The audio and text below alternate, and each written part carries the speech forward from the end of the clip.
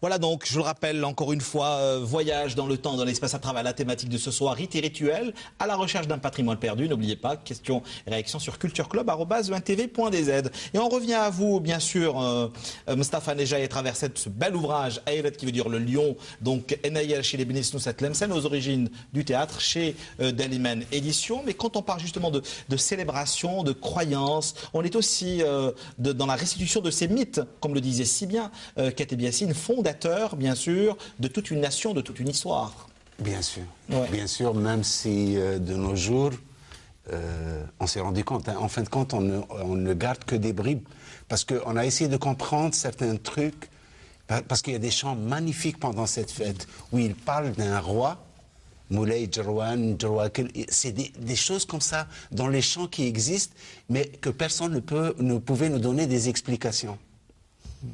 Et ça, il y a plusieurs comme ça chansonnettes qui sont répétées pendant cette fête, où on entend des choses, et c'est des drôles de trucs, de mélange peut-être entre le berbère et l'arabe, parce que c'est un drôle de mélange, et un beau mélange, hein, même la religion avec, parce que quand ils font ça à l'intérieur des maisons, quand ils terminent, ils refont de dawal, malindar, etc. Mais dans ces chants-là, il y a tellement de choses et de mots qu'on a essayé de comprendre et personne ne pouvait nous expliquer ça. Oui. On dit, voilà, c'est des... Les mythes sont toujours récupérés. Ouais. Ils sont toujours récupérés. Ils sont souvent islamisés. Ouais, oui. Par exemple, Alors, oui, mais le justement, Mouloud, par exemple. Oui, c'est réellement ça ma question. À travers ces célébrations-là, on est dans le profane, on est dans le sacré. On est dans l'histoire. On est dans l'histoire. Pourquoi spécialement essayer de coller une étiquette? C'est un héritage national. Que ça soit Ayred, Inayel ou même. C'est ce qu'on a retrouvé également dans votre ouvrage. Les fêtes musulmanes ont capté tous les mythes et tous les rites anciens. Le Mouloud, par exemple, qu'on va célébrer dans quelques semaines, récupère toutes les croyances relatives à la nativité. Bien sûr. À la nativité. Donc, si vous voulez, il y a une récupération de cet héritage. Mais est-ce que vous Et Ashura aussi, d'ailleurs, dans tout le Maghreb. Il y a une façon de célébrer les choses qui renvoie d'abord à un milieu dans lequel vous vivez, à votre histoire, à votre culture. Vous ne célébrez pas les fêtes de la même façon ici non, mais là, que je pense que c'est quand même un point axial et crucial, fondamental. Parce que si on parle d'un héritage, on parle d'une identité algérienne, on ne peut pas se contenter de l'islamisation du Maghreb ou de l'Algérie. On a un héritage plusieurs fois millénaire, et je me demande pourquoi on devrait en faire fi, je sais pas, là. En plus, une des forces. Il y a aussi des faux débats. On prend les Égyptiens, pardon Fatima, avec tout ce qui concerne l'égyptologie, c'est devenu des trucs, pourtant c'est un héritage anti-islamique. Et toutes les sociétés du monde fonctionnent de cette manière. Mais la seule différence, que c'est ces rites, comme Yennayel par exemple, ont maintenant un cachet islamique avec da'wa, on invoque la baraka. Non, parce que moi, je me suis posé cette question. Est-ce qu'on est réellement dans ce qu'on pourrait considérer un carnaval masqué ou une wa'da? Bon, il y a encore les deux se combinent. C'est réellement la question que j'imagine les téléspectateurs se posent. Il y a cet héritage ancien, mais qui a été adapté. Donc on a plaqué sur cet héritage et ces rituels anciens la dimension spirituelle et religieuse musulmane. Avec, on a toujours dit qu'une des grandes forces de l'islam, ça avait été de s'adapter au milieu dans lequel il arrivait. C'est-à-dire de permettre aux populations, telles qu'elles étaient, avec leur histoire, avec leur culture, d'être musulmanes depuis ce qu'elles étaient. Ça a toujours été, depuis les Futuhat, c'était toujours un des arguments premiers qui expliquait les réussites de l'islamisation. C'est l'explication idéale, parce que sur le terrain, quand même, il y a des oppositions très fortes. Parce qu'il y a des gens qui disent toujours que dans la société algérienne, il n'y a pas de mythe, il n'y a que des rites. Donc pourquoi? Parce qu'on rejette le mythe. Pourquoi? Parce que le mythe, si vous voulez, apporte des explications qui sont antérieures aux religions monothéistes, qui sont qui sont profanes. Mais attendez, mais dites-moi, à travers tous ces messieurs, madame, vous aussi, n'oubliez pas cultureclub@untv.dz, mais à travers la célébration de toutes ces fêtes, bon, on avait parlé bien sûr de Yanayel, parce qu'on a pris comme prétexte, je le rappelle, l'ouvrage de Mostafa Nedjaï, donc Yanayel chez les Bénisnos, cette scène aux origines du théâtre. Est-ce qu'on ne serait pas réellement dans ce qu'on pourrait considérer les interrogations perpétuelles sur les origines? Oui, bien sûr. Je pense que... Oui. Madame Osdir, elle l'avait dit tout à l'heure, tout le problème vient de justement ce dénigrement, ce déni de soi-même. C'est pas étonnant, hein, mais il n'y a pas que ce problème, on peut citer pas mal d'exemples et on va se retrouver avec le même problème, où on est arabe ou on ne l'est pas, on est berbère, on ne l'est pas, alors que le problème, ça devait être clair. Mais on est la somme de sédimentation culturelle et identitaire qui remonte à on peut même dire des dizaines de milliers d'années. Et je voudrais rebondir sur ce qu'a dit M. Haddadou. On prend Ashura, à l'origine, c'était Yom Kippour, c'était un rite juif qui a été récupéré et adapté. D'ailleurs, les mythes parlent de juifs, parlent de... Bien sûr, ça fait partie aussi de notre identité religieuse, c'est pas un problème. Alors, pour revenir donc justement à ce bel ouvrage, est-ce qu'on ne serait pas, franchement, mais ça c'est le plasticien qui parle, Mostafa Nedjaï, dans la récupération des formes anciennes à travers les masques, mais bien sûr des costumes par rapport à des projets contemporains? De toute manière, oui, c'est ce que j'ai retrouvé. Les artistes, enfin les plasticiens en général, ils sont toujours intéressés à ça. Oui. On peut le voir dans l'histoire, et c'est pas seulement Picasso, et même avant Picasso, des gens qui se sont toujours intéressés à ces formes anciennes. D'ailleurs, on le retrouve de nos jours, même dans le design. L'Afrique, ça reste la source par excellence pour la musique, pour le design, pour tout. Voilà. Mais même si cela a été récupéré par l'Occident? Réinterpréter, pourquoi récupérer? Je trouve ça tellement humain que l'un récupère de l'autre. On est dans la culture. On est dans l'humain, donc rien. Surtout en période de mondialisation. Déjà, Braudel, il disait en Méditerranée, tout circule. Les croyances, les vivres, les hommes. A fortiori, maintenant, avec la mondialisation. Quelle langue parle-t-on, justement, lors de ces célébrations? Parce qu'il est question de procession, il est question de poésie, il est question de sacré, il est question de profane. Dans toutes ces fêtes, Mohamed Haddadou, quelle langue parle-t-on? Tout dépend des régions. Il y a des régions berbérophones où c'est le berbère qui est à l'honneur. Il y a des régions où c'est l'arabe. Je parle beaucoup plus d'origine linguistique. Hein. Ah, les origines linguistiques. Là, il faudra remonter... Oui, c'est réellement ça le débat de ce soir. Il faudra remonter à la préhistoire, peut-être. Oui, hein. oui. Donc, disons... par exemple, il y a des survivances. Par exemple, on sait que la région des Bénisnos est aujourd'hui entièrement ou partiellement arabisée, je ne sais pas. Je n'ai pas d'informations précises sur ça, mais les termes restent, les termes clés, les termes fondamentaux restent. Aïlet, c'est le liant. Et tout le monde a conscience que ce terme que l'on ne comprend pas désigne le liant. Pourquoi? Parce qu'il y a une symbolique derrière. Bon, il y a des termes qui ont disparu de certaines régions, mais qui demeurent grâce aux contes, grâce aux proverbes. En Kabylie, par exemple, il n'y a pas de chameau, mais on a gardé le nom du chameau, le nom berbère du chameau. Il y a un monsieur qui nous a quittés il y a une semaine, c'est le professeur Belgassem Yahya, qui nous rend hommage aujourd'hui, qu'on a eu le plaisir de recevoir à plusieurs reprises ici même sur ce plateau, et qui a justement traduit les contes de La Fontaine en tamazight, en berbère. C'est d'une beauté extrême, édité par Casbah Édition. Franchement, je voulais lui rendre hommage. Il a fait le bonheur des programmes de Canal. À chaque fois qu'on avait besoin de lui, il a toujours répondu présent. Alors Fatma Oussedir, justement, j'aimerais bien, en tant que sociologue, que vous nous disiez quel rapport entretient aujourd'hui la modernité avec la tradition. Mais ça n'existe pas pour moi, la rupture entre modernité et tradition. Je ne crois pas beaucoup, je ne crois pas du tout à cette division modernité et tradition.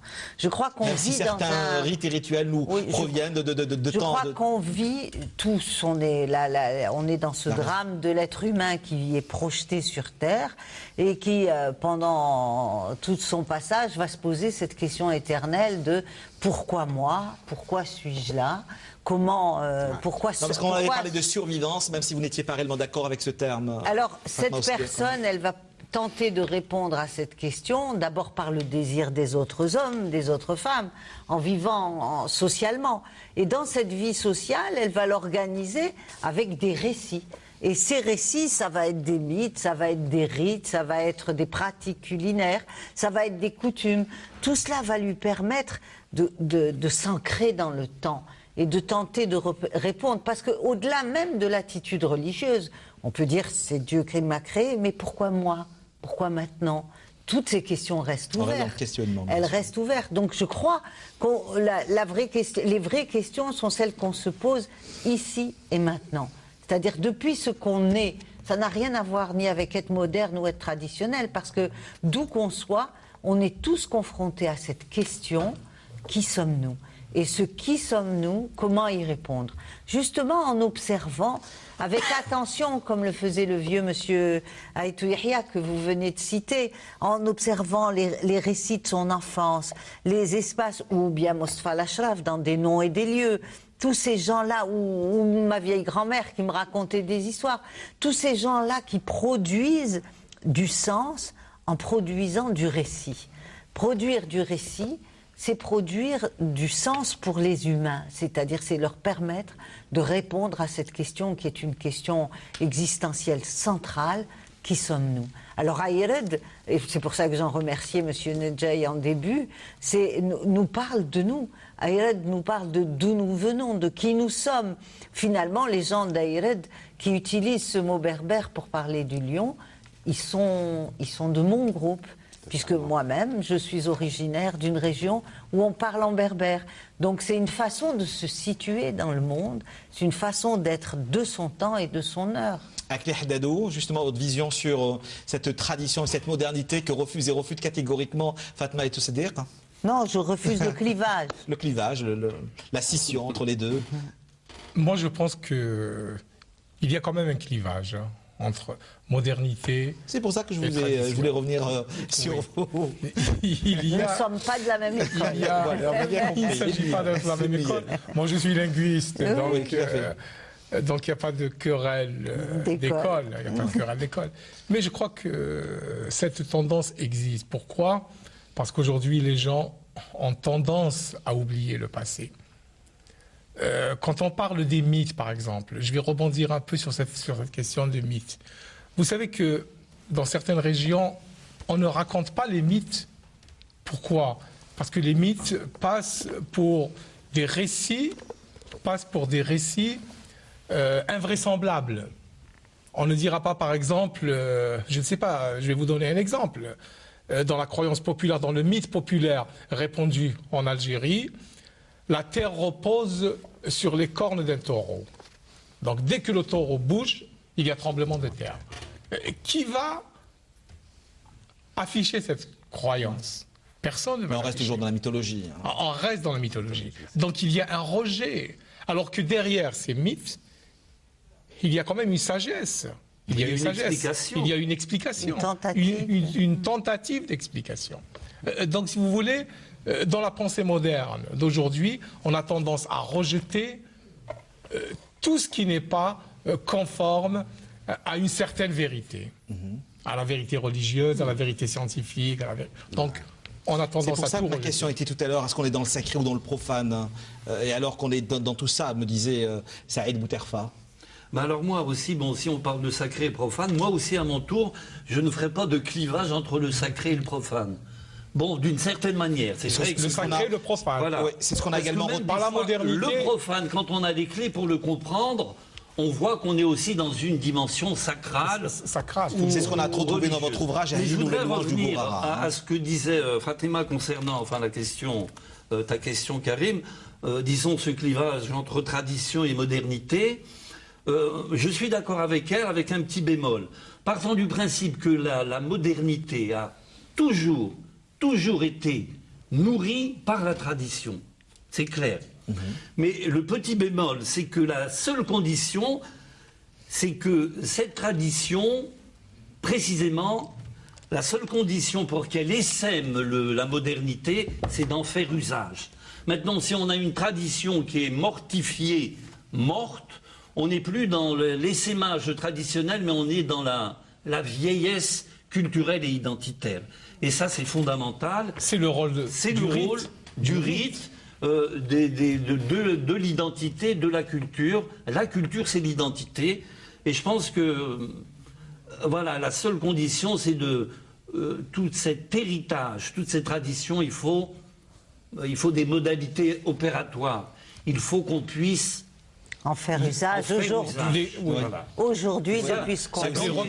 Je suis tout à fait d'accord avec son bémol. Je suis tout à fait d'accord avec ton bémol. Très bien. Alors, je le rappelle encore une fois, rite et rituel, voyage ou à la recherche d'un patrimoine perdu, cultureclub@1tv.dz. Et si j'aimerais bien revenir avec vous, Mohamed Akli Haddadou, sur le calendrier berbère. Est-ce qu'on ne serait pas dans une certaine forme de subtilisation historique ?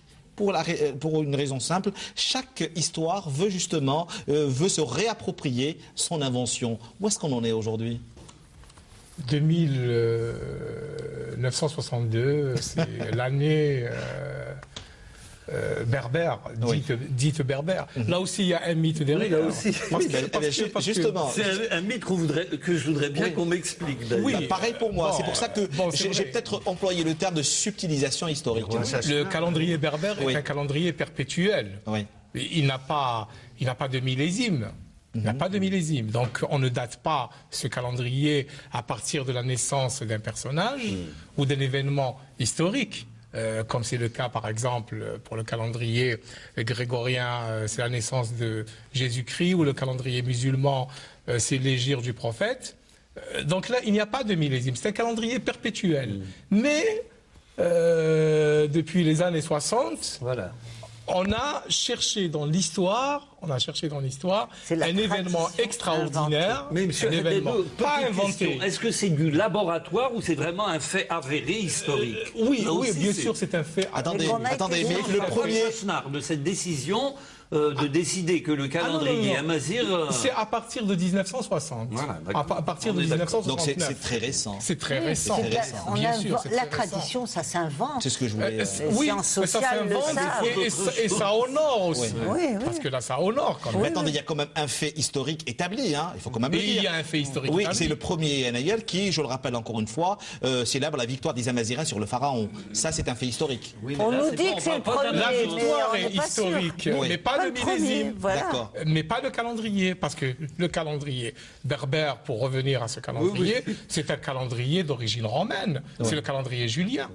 C'est le calendrier julien qui a été transformé par le pape Grégoire au XVe siècle. On lui a rajouté 10 jours. Donc, ce qui fait qu'il y a un retard. Le retard est calculé pour le 12 janvier, mais en réalité, c'est le 14 janvier, puisque depuis, le calendrier a perdu encore. Alors, comment est-ce que vous expliquez cet engouement, cet intérêt porté depuis ces 15 dernières années, donc justement à certains rituels, à certains rites, et puis à certaines célébrations comme Yannéel? Parce qu'on veut revaloriser ce patrimoine, le patrimoine berbère. Il y a une reconnaissance. Il y a une reconnaissance. Il y a un grand trouble au point de vue de l'histoire chez les Algériens. Terrible. Il y a un grand trouble. Quand on a de jeunes étudiants en face de soi, on voit bien ce trouble. Constamment, ils nous interrogent. Ils sont plus sûrs de l'histoire qu'on leur apprend à l'école. Donc, ils sont en recherche aussi de l'histoire qu'on leur raconte à la maison, de l'histoire qu'ils peuvent retrouver dans les livres. Donc, il y a une volonté de s'inscrire, mais en n'oubliant pas des parts de soi. Parce qu'il y a des grandes interrogations en Algérie à l'heure actuelle sur qui sommes-nous? Alors il y a des discours idéologiques prêts à porter. Mais les gens savent bien qui ils sont aujourd'hui. Non, mais il y a des discours idéologiques prêts à porter. Ce ne sont pas les modalités de cette... Sincèrement, c'est de véritables troubles, moi. Bien sûr, il y a des discours idéologiques prêts à porter qui vous disent ce que vous êtes. Mais eux, ils sont mal à l'aise, donc ils sont dans cette quête de savoir que, après tout, d'où viennent-ils? Et puis il y a eu des travaux de chercheurs.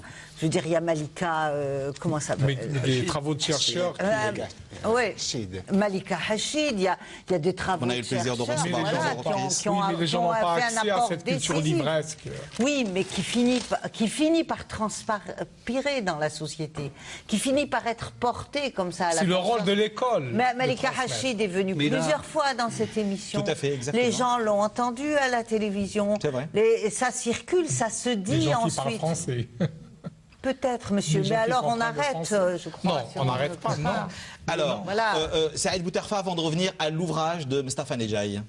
Oui, non, ce que dit M. Haddadou, c'est important. Enfin, ils ont tous les deux raison. Mais c'est vrai que la dimension, encore une fois, si on sort des cercles lettrés de spécialisation, des gens qui ont travaillé sur ces thématiques, mais encore une fois, pour porter ce patrimoine, il faut aller vers le pédagogique, vers l'éducation, essayer de transmettre ces valeurs historiques, patrimoniales, dès le plus jeune âge, dans des programmes scolaires, dès le primaire, à mon avis. Mais là, monsieur Bouterfa, vous mettez le doigt sur le divorce entre la recherche et l'enseignement. Oui, bon. Voilà, là, vous ne pouvez pas faire reproche à Malika Hachid d'avoir fait les travaux qu'elle a fait. Pas du tout. Non, ni même de les tenir dans un cercle. Voilà. Or, l'audience, c'est la charge de l'école algérienne. Que de pédagogues qui font mais c'est la charge de l'école, ça. Qui font un travail de transposition que vous faites. Pour la jeunesse. Vous ne le faites pas, vous? Non, je le fais, mais je peux dire, c'est pour ça qu'on ne peut pas dire que c'est parce que ça... que ces lettrés, même en France, fassent leur travail, c'est bien. J'ai dit que l'audience... C'est bien. Maintenant que leur audience ne parvienne pas, c'est une autre question qu'il faut traiter. Alors, rite et rituel à la recherche d'un patrimoine perdu, donc cultureclub@untv.dz. Mais ce que j'ai retrouvé également dans cet ouvrage, Mostafa Nedjaï, pour ceux qui viendraient tout juste de nous retrouver, Ayred et Naïel chez les Bnisnous, bien sûr, Tlemcen aux origines du théâtre, aux éditions d'Eliman. Il y a des passerelles étonnantes entre ces temps immémoriaux, en matière de théâtralisation, en matière d'habillement, et la génération d'aujourd'hui. Entre les voiles, entre l'habillement des pharaons, jusqu'aux supporters dans les stades. Ouais, ça c'était un peu montré. Voilà. C'était aussi pour ne pas rester rien que sur voilà, des parallèles entre. Donc j'ai donné un peu le côté historique par image, un peu du masque mortuaire, par exemple des pharaons, jusqu'aux supporters de l'équipe nationale, en passant par plusieurs masques du théâtre No, etc., jusqu'aux masques vénitiens pendant le carnaval. Bah, c'était juste pour donner une image de l'évolution du masque. Et dans l'autre cas, j'ai joué un peu avec le masque qui voile, en jouant avec l'adjar, la burqa, etc. Voilà, c'est juste pour aiguiller le livre, pour ne pas rester rien que sur Ayred. C'était juste pour apporter un plus au livre, voilà. Alors comment est-ce que vous expliquez, parlant justement d'édition et de restitution de cette mémoire, mis à part quelques ouvrages que j'ai retrouvés dans certaines librairies pour la préparation du débat de ce soir, comment est-ce que vous expliquez ce manque, mais terrible, concernant justement certains mythes, certaines croyances de notre mémoire et de cette histoire qui sont malheureusement pas mis en exergue chez les libraires, ou même si certaines maisons d'édition ne s'y intéressent vraiment pas. Messieurs, mis à part quelques ouvrages, je citerai l'ouvrage de M. Haddadou, de Saïd Bouterfa. Enfin, c'est quand même un héritage. C'est l'héritage aussi d'une grande période de traversée du désert. Maintenant, pour essayer de rattraper toutes ces périodes de lobotomie, si je peux m'exprimer ainsi, il y a du boulot, il y a du pain sur la planche. Et il faut essayer, d'une part, de se réconcilier avec notre héritage, notre histoire. Et encore une fois, ces occultations ne concernent pas l'Antiquité. On peut même parler de la période contemporaine. Quand on essaye d'appréhender notre histoire, même par rapport aux jeunes qui essayent de faire des recoupements pour avoir quand même une cohérence par rapport à cette histoire. Donc c'est un travail d'historien, de chercheurs, de spécialistes, mais aussi de gens intermédiaires qui portent, voilà, comme on l'a dit précédemment, cette pédagogie, cette matière pédagogique, pour que ça soit quand même une valeur nationale. Tout à fait, exactement. C'est le terme approprié. Et Mostafa Nedjaï? Moi, j'allais ajouter juste un truc, parce qu'on a parlé de l'école, on parle de tout ça. Moi, sincèrement, ce que j'ajoute, c'est aussi le politique, parce que si on est dans ce stade-là, c'est le politique, c'est pas un autre. D'accord. Et ceux qui devraient porter cette fierté, le premier, ça doit être eux. Et une fois ils le font, tout le monde... voilà, c'est ça. Alors, toutes ces expressions artistiques, nous les retrouvons, entre autres, dans votre ouvrage, Fatma Oussedir, dans Raconte-moi ta ville, un essai sur la réappropriation. Non, c'est l'appropriation culturelle de la ville d'Alger, je le rappelle, aux éditions ENAG. Toutes ces expressions ont été récupérées et exprimées d'une façon très moderne par la jeune génération, que ce soit dans le texte, dans la chanson, mais également à travers le tag, Fatma Oussedir. Oui, difficilement, parce que ce que disait Saïd Bouterfa et ce que disait M. Nedja est très vrai. C'est-à-dire que c'est dans des conditions, finalement, où l'expression jeune, d'abord, a très peu de place. L'expression jeune a très peu de place. Nous avons. C'est pas l'impression que j'ai à la lecture de votre ouvrage. Oui, parce que c'est la véritable expression. Ce que je dis, je l'ai vérifié sur le terrain. C'est-à-dire que des jeunes qui se constituent en groupe, ils ont d'énormes difficultés à trouver une salle où se représenter. Ils ont d'énormes difficultés pour, même M. Nedja, il le sait, les étudiants des Beaux-Arts. J'enseigne aussi aux Beaux-Arts pour montrer leurs travaux, excepté à l'école. Mais en dehors de l'école, il y a très peu de galeries. Quand vous regardez en 62 le nombre de galeries, le nombre de cinémas, le nombre de lieux de culture qui existaient dans Alger, ce que c'est devenu aujourd'hui, vous êtes obligé de dire que ça s'est raréfié, que ça s'est appauvri et que donc ça reste ouvert. Mais ça n'empêche pas aux valeurs déjà reconnues. Mais ça n'empêche pas non plus cette nouvelle génération de s'exprimer et d'investir certains espaces. Heureusement qu'elle est créative. Oui. Heureusement, mais la créativité, c'est une chose. Trouver des lieux où s'exprimer et se donner à voir, c'est autre chose. Par exemple. Des lieux aussi de reproduction, pas uniquement d'expression, mais de reproduction. Ça, c'est aussi fondamental. C'est des vrais problèmes parce qu'il y a une créativité algérienne, je ne cesse de le dire, qui me fascine. Vous allez chez nos voisins pendant l'été, pendant les vacances, vous voyez que Amazir Kateb a ramené des milliers de gens, que Cheb Bilal a ramené des milliers de gens. Vous êtes à Tunis, il y a Souad Massi, il y a Rachid Quraishi, il y a tous les jours Ça, c'est vrai. Il y a tous les jours ailleurs des actes culturels qui sont portés, flags qui sont portés par des Algériens. Ici, on est là. Il y a une jeune Algérienne qui vient de faire un film, par exemple. Oui. Elle est Gosto. On en entend parler partout. Ouais, on a mal au cœur. On dit pourquoi nous on voit pas Gosto. On en a parlé ici même. Eh ben oui, mais même si c'est pas bien, même si c'est pas politiquement correct, Gosto, qu'on nous laisse voir Gosto. Après, on va se faire notre point de vue. Pour donner notre avis. On va donner notre avis. Pourquoi on nous empêche de voir des choses comme ça? Et c'est du génie algérien. Le génie est très créatif. Maintenant, les conditions de son expression, ça reste quand même très mesuré, trop mesuré. D'accord. Il faut également dire que ce projet a été également soutenu par la télévision algérienne. Mohamed Akteh Dadou, parce qu'il nous reste moins de 10 minutes avant la fin de l'émission de ce soir, je le rappelle encore une fois, Rites et rituels à la recherche d'un patrimoine perdu. Aujourd'hui, les défenseurs premiers de ces traditions, de ces rites, c'est les jeunes. C'est ce que nous retrouvons particulièrement dans certains villages. Les jeunes, oui. Tout dépend des régions et des préoccupations aussi des gens. Hein. Donc disons que les jeunes ont cette dynamique.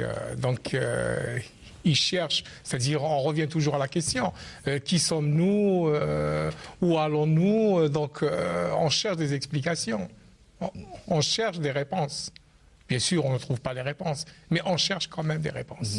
Pour revenir à ces fêtes, parce qu'on avait parlé de Naël au départ, en début d'émission, bien sûr, sur cultureclub@untv.dz, et vous dites, Mostafa Nedjaï, à travers votre ouvrage, ce que nous célébrons, nous, contrairement à ce qui se fait par exemple en Europe et en Amérique, on est plus dans l'antique que dans le commercial. Enfin, de toute manière, c'est à peu près comme toutes les fêtes chez nous, on n'est pas du tout dans le commercial. Enfin, on n'arrive pas encore. On n'arrive pas, ça commence. Ça commence, on le voit dans les prix. Malheureusement, on ne fait pas les choses le prix du comme ils le font de l'autre côté aussi. Nous, ça se voit au niveau des prix. À chaque fête, bon, ça flambe. Voilà, c'est surtout à ce niveau. Très bien. Il y a énormément de festivités sur l'ensemble du territoire national. On avait parlé entre autres de Togourd, de Khenchla, de Ouargla, de Sidi Oqba aussi, à travers toutes ces festivités. Mais quel est le point commun entre toutes ces régions-là, en matière de célébration, justement? Messieurs. Qu'est-ce qu'on célèbre? En réalité, on célèbre le groupe. On célèbre d'où il vient. On célèbre son histoire, on célèbre ses ancêtres, on célèbre sa force.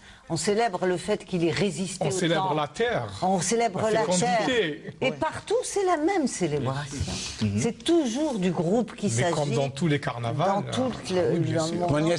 Ces anciennes fêtes, la plupart, c'est des rites agraires. Hein, c'est des rites agraires. C'est lié à la terre. Oui, bien sûr. Directement, voilà. Voilà, alors qu'il y a, on va dire, 3-4 ouvrages consacrés pour parler de restitution de cette mémoire et cette histoire. Il n'y a que 4 ouvrages, voire 2 ou 3 films documentaires qui ont été diffusés par la télévision algérienne, Mostafa Nedjaï. Moi, je connais un seul documentaire, c'est celui de Nordine Lhachmi. Par contre, j'ai vu, depuis, il y a eu la télévision algérienne aussi, ils ont pu filmer pendant la fête. Mais réellement, comme documentaire, totalement, je connais que notre mémoire, c'est un objet nouveau. Il y a eu très peu de production concernant, bon, si on reste que simplement en parlant de Nayel, aussi bien sur le plan filmique qu'écriture, il y a eu vraiment des... C'est dérisoire par rapport à...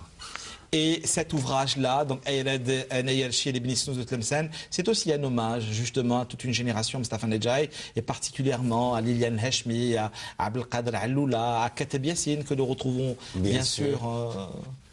Et à Proust, à la recherche du temps perdu aussi. Un hommage à Liliane parce qu'on était ensemble, parce qu'on travaillait avec Azdem Abdellah sur son film.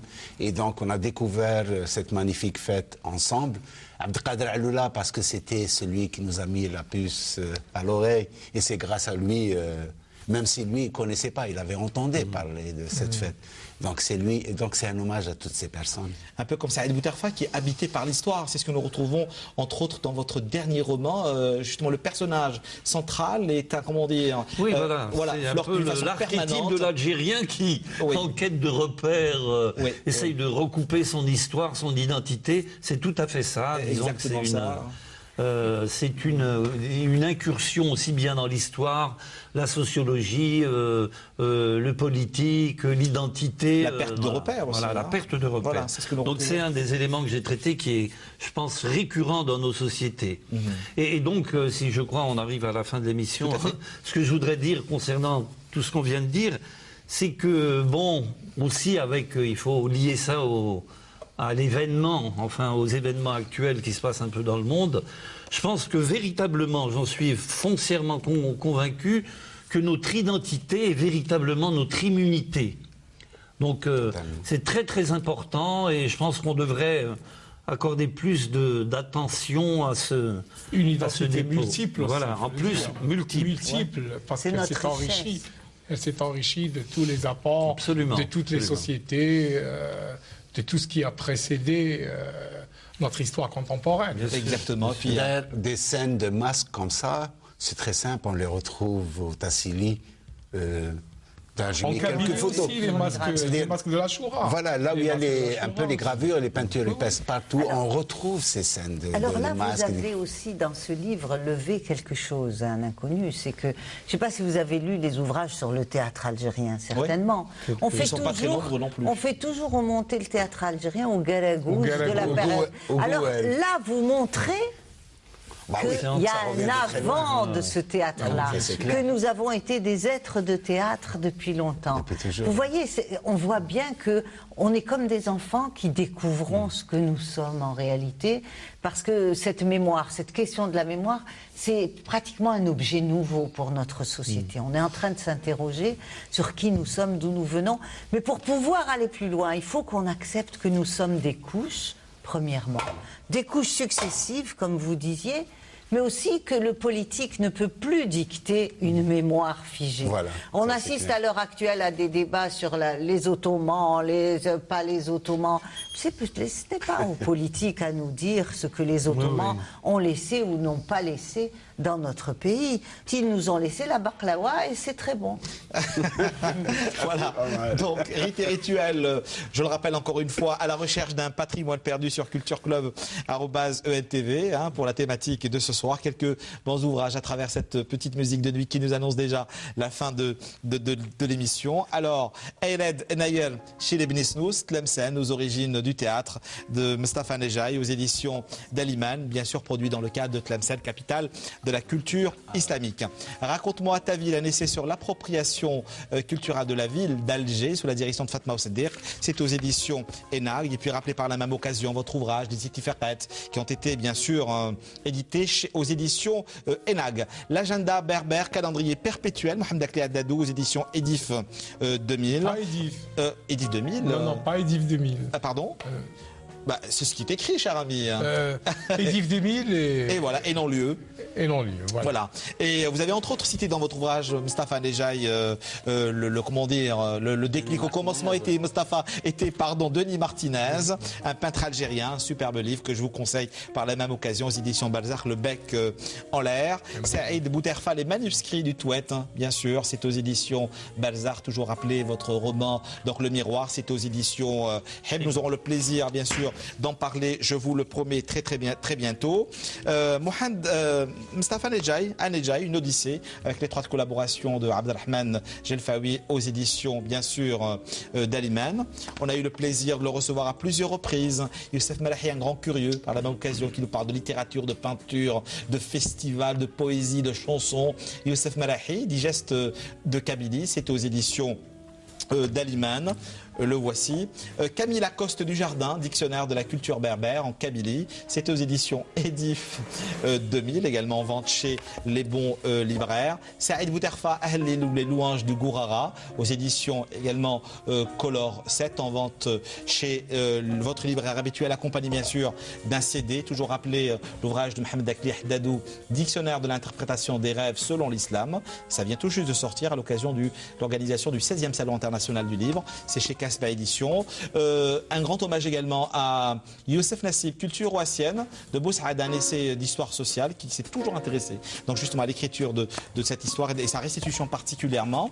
Mohamed Akli Haddadou, dictionnaire des racines berbères, bien sûr, commune. Ça a été édité avec l'étroite collaboration du Haut Commissariat à la Méditerranée entre 2006, bien sûr, et 2007. Pierre Bourdieu, Images d'Algérie, une affinité élective. C'est aux éditions Actes Sud, Sindbad et Caméra Austria. Voilà, c'est aussi en vente chez votre libraire habituel. Et puis, je vous le disais, un grand monsieur, un grand gardien de cette mémoire, de cette histoire, a tiré sa révérence, a levé les voiles il y a moins d'une semaine. C'est le professeur Belgassem Metouihia à qui je dédie cette émission. La Phrasienne, entre autres, l'un de ses romans, c'est aux éditions Casbah. Donc voilà pour la thématique de ce soir, rites et rituels. Donc à la recherche d'un patrimoine perdu. Et pour cela, nous avons eu le plaisir de recevoir sur notre plateau Moustapha Nejaï. Merci beaucoup. Merci à toi, Karim. À bientôt pour une autre odyssée, mon cher ami. Saïd Bouterfa, nous aurons le plaisir de vous recevoir très bientôt, je vous le promets, pour votre roman, bien sûr, Le Miroir. Mohamed Akli Haddadou, merci beaucoup d'avoir été des nôtres aujourd'hui. Et puis Fatma Oussedir aussi. Vous aussi, vous pouvez bien sûr intervenir, nous laisser vos messages sur cultureclub@entv.dz. Voici une émission qui a été montée par Fouzia Ben Allel et réalisée par Hassan Chakour. Que la nuit vienne reposer nos esprits. À la semaine prochaine pour un autre numéro, pour une autre aventure ici sur Canal Algérie. Au revoir.